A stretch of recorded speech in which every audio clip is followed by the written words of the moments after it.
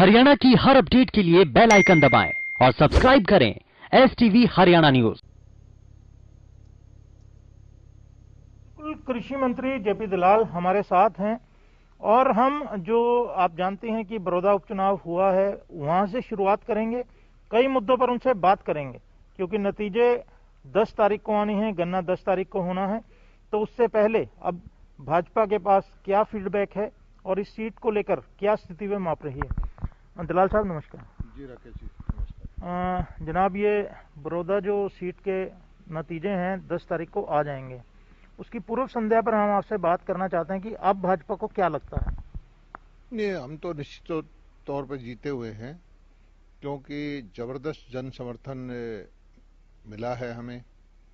हालांकि शुरू में कांग्रेस ने जो दुष्प्रचार किया, 3 बिलों के बारे में भ्रमित किया और ये कहा कि मंडी नहीं चलेगी, MSP नहीं रहेगी, किसान को समझाने में हमें थोड़ा सा वक्त तो लगा, लेकिन इलेक्शन आते आते हम सक्षम रहे हैं कि किसानों तक हमारी पहुंच बनी और सब किसानों को समझाया और किसानों के डायरेक्ट खातों में पैसा गया। उनके MSP पे बाजरा बिका, कपास बिकी, धान बिका और विकास की इच्छा इस इलाके की है क्योंकि ये दिल्ली के पास जो इलाके हैं, मेवात के बाद ये इलाका सबसे ज़्यादा पिछड़ा हुआ है। यहाँ कोई अच्छा उद्योग नहीं है, कोई अच्छा औद्योगिक क्षेत्र नहीं है, शिक्षा के क्षेत्र में भी यहाँ पर जरूरत थी। तो हमारे मुख्यमंत्री जी ने जिस तरह से IMT की घोषणा यहाँ पे की, जनता बुटाना में यूनिवर्सिटी की बात की, 2 महिलाओं के लिए कॉलेज दिए, धान का कारखाना की बात की, पंचायतों में जबरदस्त फंड्स दिए, नहरी पानी की व्यवस्था की, ट्यूबवेल के कनेक्शन दिए और जो फसल बीमा योजना का पैसा अटका हुआ था वो भी रिलीज करवाया, सड़कों पे काम चलाया।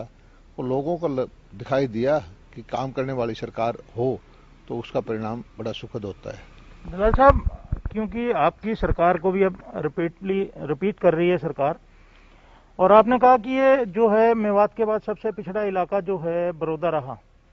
पिछली टर्म में क्योंकि अब उपचुनाव आया तो ध्यान गया सरकार का, इससे पहले ध्यान क्यों नहीं दिया।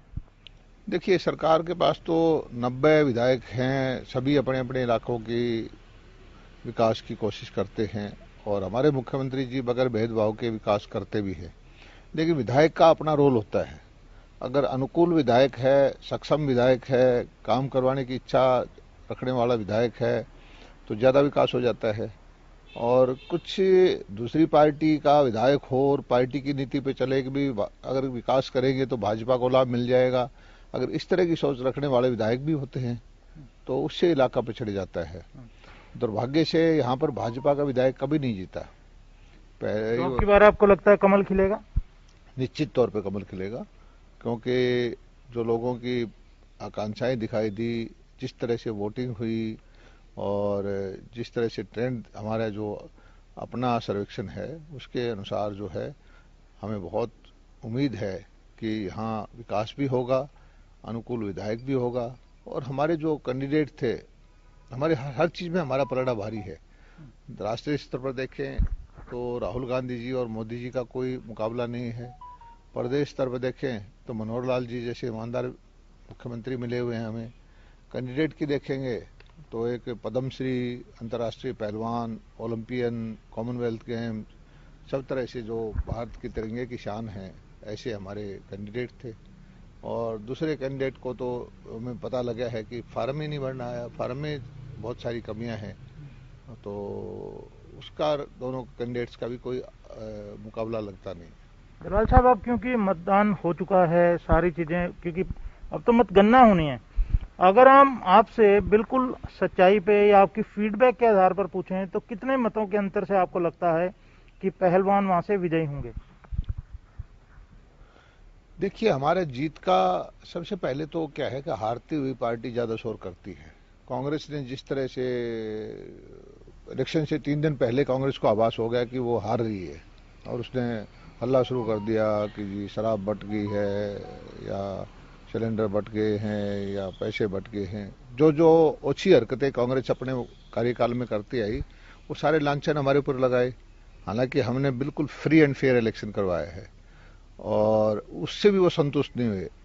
हमारे जो पर्ची निकालने वाले कुछ बच्चे थे वोटर स्लिप दे के, जिससे कि पोलिंग अच्छी हो, पोलिंग में किसी को असुविधा ना हो, कोरोना में आराम से बूथ पे उसको पर्ची मिल जाए किसी दूसरे का हाथ लगे बगैर, उनकी पिटाई भी कांग्रेस ने करवाई और कहा कि हम मशीनों की हैकिंग कर रहे हैं। अगर मशीनों की हैकिंग होती तो फिर ये दूसरे लांछन लगाने की जरूरत क्या थी। तो कांग्रेस ने हार स्वीकार कर ली है। ये एग्जैक्ट नंबर तो मैं नहीं बता सकता, लेकिन भारतीय जनता पार्टी का कैंडिडेट अच्छे वोटों से जीतेगा। ये बताएंगे जीत जो है कितनी बड़ी भाजपा के लिए होगी, और क्योंकि अब गठबंधन की सरकार है, गठबंधन के लिए ये कितनी बड़ी जीत आप मानते हैं होगी? देखिए, हमारा कैंडिडेट जो था भाजपा जजपा का सामूहिक कैंडिडेट था। दोनों पार्टियों ने प्रचार किया और दोनों पार्टियों के लिए जीत होगी और गठबंधन की सरकार को एक अच्छा अनुकूल माहौल मिलेगा। जनता की सेवा को हम अगले 4 साल करने वाले हैं और नीतियां बना करके बगैर भेदभाव के हरियाणा एक, सबका साथ, सबका विकास, सबका विश्वास लेकर इस नीति पर काम करते हुए हरियाणा को प्रगति के पथ पर आगे बढ़ाएंगे। दलाल साहब, आप वहाँ के प्रभारी भी रहे, आपने भी लोगों से बड़े वायदे किए होंगे। मुख्यमंत्री ने हालांकि इशारे में वहाँ जनसभाओं में भी कहा। आपसे हम पक्के तौर पे जानना चाहते हैं, योगेश्वर अगर जीतते हैं तो क्या सरकार का हिस्सा होंगे? देखिए, ये तो मुख्यमंत्री जी ने भी कहा है कि इसको झंडी लग जाएगी। अब झंडी तो विधायक को भी दे दी है हमने, चेयरमैनों की अलग झंडी है और मंत्रिमंडल में भी जगह देना, एक सब काम मुख्यमंत्री जी का है। आमतौर पे झंडी तो मंत्री से ही जुड़ी रहती थी पहले तो। अब ये मुख्यमंत्री जी का प्रोरोगेटिव है, इस बारे में मैं कुछ नहीं कह सकता।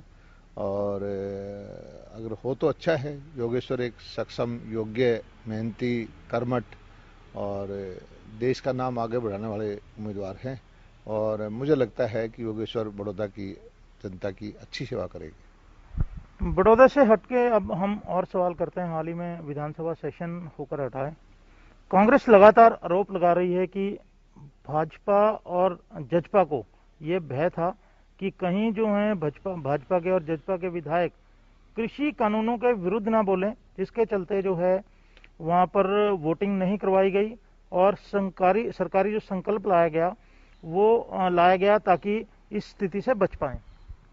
वोटिंग तो हुई है, बहस भी हुई है, सिर्फ कांग्रेस भागी है। कांग्रेस के पास कोई तथ्य नहीं थे, कांग्रेस चर्चा में हिस्सा नहीं लेना चाहती थी। बल्कि ये तो पहली बार मैंने देखा है कि सत्ता पक्ष तो कह रहा है कि आइए बहस करिए, वोटिंग कराएंगे, और विपक्ष कहता है कि हल्ला करेंगे, आप बहस ना करिए, और बाहर निकल गया। तो ऐसा देखने से प्रतीत होता है कि कांग्रेस के पास कोई तथ्य नहीं थे। वो जो जितनी झूठ बोल सकते थे, लोगों को गुमराह कर सकते थे, बाहर प्रेस में या जनता के अंदर जाके उन्होंने किया है। और जनता अब समझ भी चुकी है कि कांग्रेस जो है ड्रामेबाजी कर रही है और जितना शोषण बिचौलियों के माध्यम से कांग्रेस के द्वारा किसानों का हुआ है वो सब जनता जानती है। कांग्रेस बिचौलियों की पार्टी है। आम किसान, आम गरीब आदमी का खूब खून पसीना उसने की मेहनत की कमाई को लूटा है और कांग्रेस को इसके लिए नतीजा भुगतना पड़ेगा।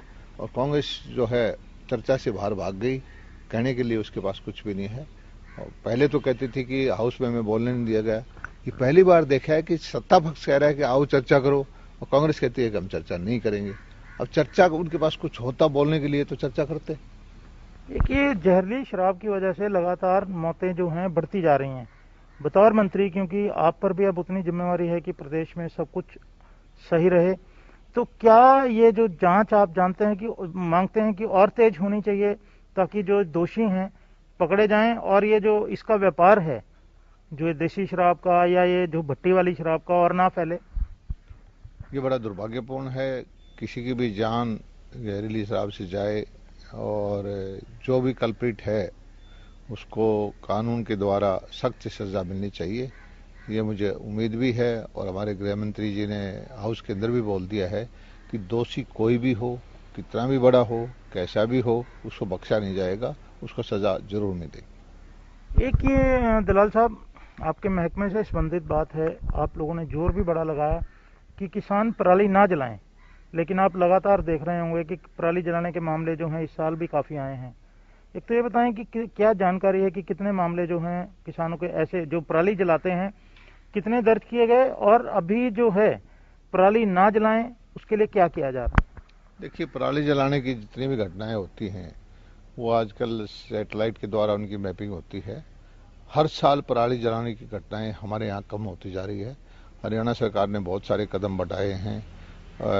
सारी पराली का लाभकारी मूल्य देना भी शुरू कर दिया है। कस्टम हायरिंग सेंटर भी बना दिए हैं और लोग पराली को इकट्ठा करके बेल करके पैकेजिंग मटेरियल में गुजरात में वहाँ पर 6-7 रुपए किलो तक की पराली बिक जाती है। 2 रुपए किराया है, बाकी बेल बनाने का 1 रुपए खर्चा है। फिर भी यहाँ 2 रुपए 1.5 रुपए बहुत सारे लोग जो है लाखों टन पराली अब इकट्ठा करना शुरू कर दिए हैं। फिर भी जाने अनजाने में एक आध किसान पराली जला देता है, तो हम उनको जागरूक करते जा रहे हैं और आने वाले वक्त में ये जो घटनाएं हैं हरियाणा में कम होंगी। और पंजाब में पिछले सालों से ज़्यादा बढ़ी हैं, हरियाणा में घटनाएं घटी हैं। हरियाणा का किसान जो है प्रकृति प्रेमी है, वो पर्यावरण को बचाना चाहता है, वो अच्छा पानी अपनी आने वाली पीढ़ी को, अच्छी हवा, अच्छी धरा, उपजाऊ, ये सब चीजें छोड़ के जाना चाहता है। कितने मुकदमे दर्ज हुए हैं इस साल? इसका एग्जैक्ट मेरे पास डाटा इस वक्त नहीं है, लेकिन काफी कम। तो एक ये बताएं कि मेरा पानी मेरा विरासत के तहत आप लोगों ने एक योजना चलाई थी, कितने किसानों ने जो उसमें रजिस्टर्ड कर लिया है? क्योंकि वो बाद में किसानों के विरोध को देखते हुए बंद की, लेकिन अब वो सेल्फ जो है किसानों ने स्वयं उसको अपनाया है। कितने जो किसान या कितने एकड़ जो भूमि है उसमें शामिल हो चुकी है? पहले हमने इसका टारगेट रखा था, हमारा पूरा हो गया था कि 1 लाख हेक्टेयर का, 1 लाख एकड़ का से ज़्यादा जो किसान इसमें रजिस्टर्ड हुए थे, जो धान के बजाय कोई और कपास की, मक्का की या फलों की, सब्जियों की जो खेती की थी। उस विरासत जो हरियाणा में जो ये योजना थी मेरा पानी विरासत के नाम से, बड़ी लोकप्रिय रही है और कामयाब रही है। हमारे मुख्यमंत्री जी ने इसमें बड़ा ध्यान दिया है और किसानों को हमने उसका जो बीमे का राशि है और है 7,500 रुपये तक की सहायता हमने देने का वायदा किया था, वो हम दे रहे हैं। और धीरे धीरे करके देखिए, किसान को अगर सक्षम बनना है तो इस गेहूं और धान के फसल चक्कर से निकलना पड़ेगा। उसको दूसरी फसलों का लाभकारी मूल्य मिलेगा तभी वो इससे निकलेगा। उसको दूसरी फसलों की अच्छी मंडी मिलेगी। मार्केटिंग की समस्या किसान के साथ है। इसमें क्या एमएसपी पे धान की बिक्री हो जाती है, एमएसपी पे गेहूं की बिक्री हो जाती है, तो ये एसोर्ड प्राइस की वजह से किसान रिस्क नहीं लेता। और ज्यादातर किसान ठेके पे खेती करते हैं। कोई 2 एकड़ का किसान है, कोई 4 एकड़ का किसान है। तो अब जो प्रधानमंत्री जी के जो आए हैं, बिल आए हैं, मंडी से बाहर जो बाहर आएगा, तो इससे किसान को गांव-गांव के अंदर किसान में को अपना ग्राहक मिलना शुरू हो जाएगा और उससे ये जो है फसल चक्कर टूटेगा और किसान को बाकी चीजों का लाभकारी मूल्य मिलेगा और किसान डाइवर्सिफाई हो जाएगा। शुक्रिया। तो ये हैं जेपी दलाल, जिन्होंने आज दावा किया है कि जो बड़ौदा की सीट है वो भाजपा जीतेगी। और इन्होंने ये भी कहा कि मुख्यमंत्री ने योगेश्वर दत्त की जब जनसभाएं संबोधित करी हैं तो कहा है कि झंडी जो है मिलेगी। झंडी से अभिप्राय पहले तो मंत्री की कार से होता था, लेकिन अब विधायकों को, चेयरमैनों को भी झंडियां बंटनी शुरू हुई हैं। हालांकि ये बात पूरी तरह से भविष्य के गर्भ में है कि मंत्रिमंडल में उन्हें लिया जाता है नहीं।